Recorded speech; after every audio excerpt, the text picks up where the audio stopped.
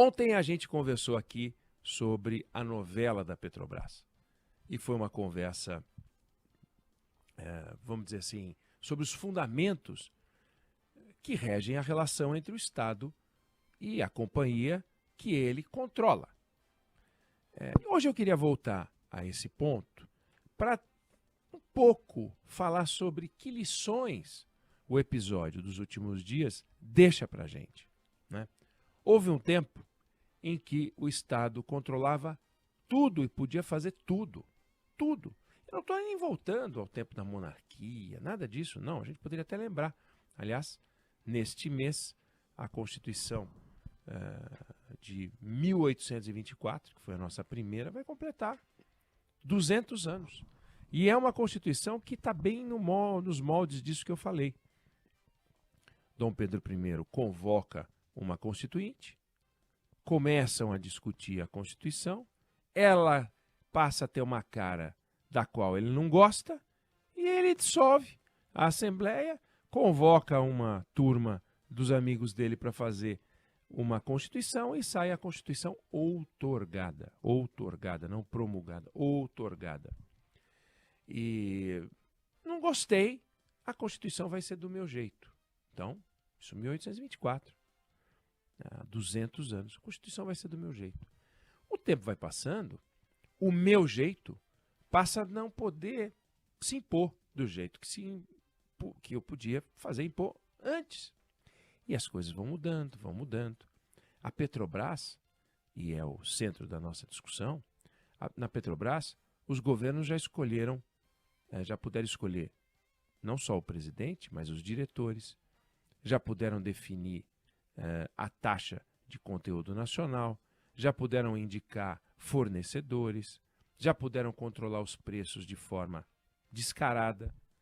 E isso foi até outro dia, hein? A Dilma Rousseff quebrou a Petrobras, a Dilma Rousseff arruinou o Brasil. Dilma Rousseff, que aí se tornou banqueira internacional, Banco dos BRICS. Que coisa mais doida. Pois ela arruinou o Brasil, arruinou a Petrobras, criou a maior dívida corporativa do mundo. Algo jamais visto. O Brasil já teve a maior inflação do mundo, tem taxas de homicídio dos maiores do mundo, pois agora passou a ter, com a Dilma, passou a ter a maior dívida de uma empresa do mundo, graças a ela, o trabalho dela, na Petrobras.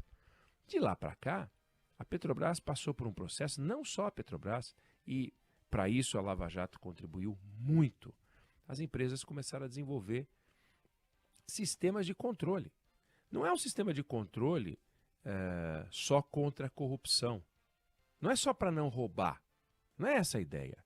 É para que a empresa funcione melhor, para que a interferência política não crie um conflito, para que a empresa vise aquilo que é essencial, que é o lucro, para que ela faça o seu trabalho direito seguindo as regras todas, respeitando todas as regras. E assim a Petrobras foi desenvolvendo. Antigamente, era uma empresa estatal, né? Se era estatal, você já falava, é uma empresa burocrática, não vai ter inovação, é uma empresa de baixa produtividade, porque era estatal. E eu não me refiro apenas à Petrobras, não, me refiro a qualquer empresa. Era assim a Vale. A Vale era uma empresa de baixa produtividade, era uma empresa burocrática, que não inovava e que servia aos interesses dos governantes. Ela deixava os prefeitos felizes da vida porque a Vale tinha um orçamento para pavimentação de rua, para fazer praça. Era um desvio conceitual. Não estou chamando isso de corrupção propriamente dito, mas é um desvio conceitual, né, que é muito importante que a gente pense sobre ele. A Petrobras, então, passou por um processo em que o presidente da República continuou a tentar interferir. Mesmo depois do desastre da Dilma Rousseff, os presidentes da República continuaram a tentar interferir, né? Tentando trocar o presidente para mexer em preço. A exceção foi Michel Temer. Exceção. Porque Jair Bolsonaro fez o que pôde para tentar baixar preço, não conseguiu. E então chegamos ao governo Lula. E o governo Lula resolveu retomar um nível de interferência na Petrobras que já mostrou que é um desastre, que já deixou marcas, que já deixou nódoa. E aí, esse episódio em que o governo interferiu na lógica de distribuição de dividendos, não é na lógica, resolveu interferir na política de distribuição de dividendos da Petrobras, isso produziu um estrago e o mercado falou, olha, assim não dá, isso não é bom não. E a empresa perdeu valor, perdeu muito valor. E o governo está correndo atrás do prejuízo. Tomara que dê certo, tenho certeza de que vai dar certo, porque o mercado está ensinando para o governo o seguinte, você não manda na sociedade brasileira. Você comanda o governo, mas você não dirige a sociedade brasileira. A sociedade brasileira não é formada por gado e governantes são pastores que levam o gado para onde bem entendem. Não. A sociedade brasileira comanda o espetáculo. A sociedade brasileira elege os governantes. Os governantes servem à sociedade e comandam os rumos segundo o acordo fechado por 4 anos, fruto de uma eleição. Mas é uma eleição. Não é a entrega de um cetro, não é a entrega de uma coroa para que o presidente ou os governadores possam fazer o que bem entendem. Então, o que esse episódio da Petrobras ensina é que os governos, primeiro, eles são teimosos. Eles não aprendem com os próprios erros. Basta ver o desastre que foi a administração Dilma, com interferência na Petrobras, e está aí o governo de novo tentando interferir na Petrobras. Não se limitando àquilo que está estabelecido, que é indicar os acionistas, orientar os acionistas, mas não submeter a Petrobras a uma agenda que é de governo, que é uma agenda desenvolvimentista ou não, que é uma agenda de maior ou menor dividendos, que é uma agenda para fazer navio, para fazer foguete, para fazer o que quer que seja, pontes, não interessa, não é esse o papel da Petrobras.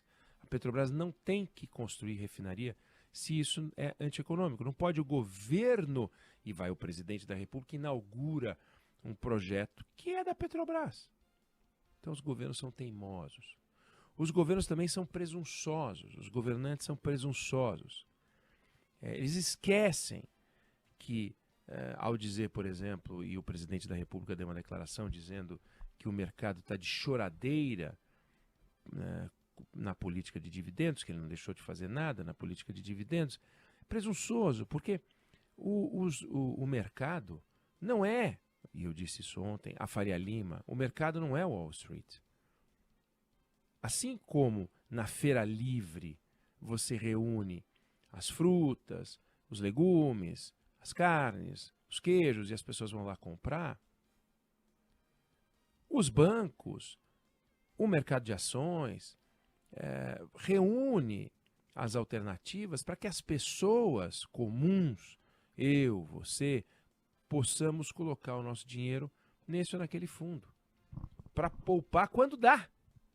E a gente aplica, até em confiança, em empresas como a Petrobras. Às vezes é um fundo lastreado em ações da Petrobras, às vezes é um fundo lastreado em um conjunto de ações, e aí a Petrobras tem um peso importante. Quem faz a gestão é o mercado, assim como o governo faz a gestão das coisas públicas, quem faz a gestão é o chamado mercado. O mercado, os agentes econômicos, digamos, o sistema bancário, as casas de investimento, mas elas trabalham para a gente, da mesma maneira que o governo trabalha para a gente. É o nosso dinheiro que está lá, de quem consegue ter algum dinheiro. Isso no Brasil, isso no exterior. Falei isso ontem, não existe alguém chamado Monsieur ou Mr. BlackRock, embora esse fundo administre 10 trilhões de dólares no mundo. E chegou a ter 5% da Petrobras. Esse camarada não está pegando dinheiro de 5 bilionários americanos, como faz supor as declarações dos governantes ou das Glaze Hoffman da vida. Esses camaradas, esses gestores, eles administram dinheiro de milhares ou de milhões de pessoas. E, portanto, O mercado é isso, somos nós todos.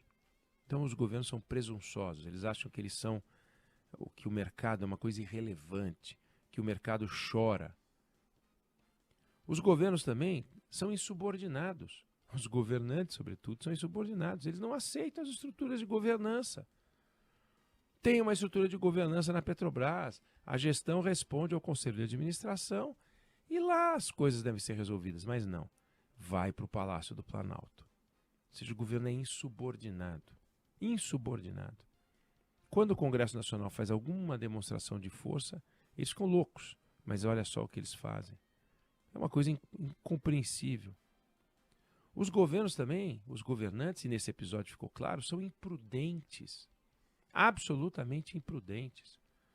Porque a Petrobras perdeu 50 bilhões, aliás, mais do que isso até, de reais de valor. Ah, bom, mas só vai perder valor quem vender a ação. Bom, mas então a gente não está ligando para o mercado, aí voltamos à presunção. Né? São presunçosos, mas são também imprudentes. E são pouquíssimo transparentes. Pouquíssimo transparentes. Porque quando decidem que o volume de dividendos da Petrobras vai ser um pouco menor do que se previa, do que se estimava, não dizem o que vai fazer, o que vai ser feito do dinheiro que vai ficar no caixa da Petrobras. Então, os governos, eles não podem fazer tudo o que eles querem. Os governos podem tentar fazer e podem até conseguir durante um tempo, mas a conta vem. A conta vem.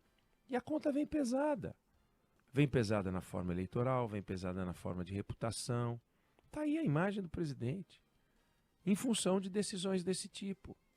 De dar declarações sobre temas que não lhe dizem respeito, de se comportar de forma presunçosa, teimosa, insubordinada e até imprudente, como no caso da Petrobras. Ele e os áulicos, ele e seus assessores. Tem um conjunto de coisas erradas. Veja, o governo tem conquistas econômicas interessantes para registrar. Interessantes, realmente interessantes para registrar. Agora, surpreende aquela piada de que o presidente e seus assessores atravessam a rua para pisar numa casca de banana que está do outro lado. Vai lá, pisa, cai, aí volta cheio de dores no corpo e retoma. E aí como é que conserta? E cria trauma, e cria anticorpo, a sociedade começa a criar anticorpo.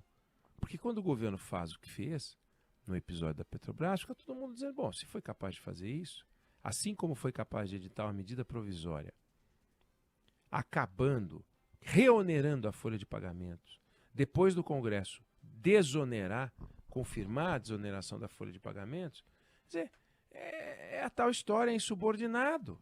E ali foi o Haddad. Aqui foi o presidente Lula, o Rui Costa, o Alexandre Silveira, o Prates insubordinado, porque para que tem conselho de administração se ele fica despachando no Palácio do Planalto? Cadê a governança da Petrobras? Cadê o respeito à governança? Então tem uma série de lições que esse processo deixa para a gente. Tomara que o governo saia melhor. A sociedade saiu lanhada e um pouco arrependida, um pouco desapontada com o que viu. Agora é ver se o governo vai conseguir recuperar a imagem que ajudou a piorar depois dessa interferência absolutamente descabida e surpreendentemente defendida por pessoas incríveis que passaram a achar, na vontade de defender o governo, que o que aconteceu na Petrobras é razoável. E simplesmente não é. Não sei se você concorda ou discorda, mas essa é a opinião que eu tenho sobre o assunto.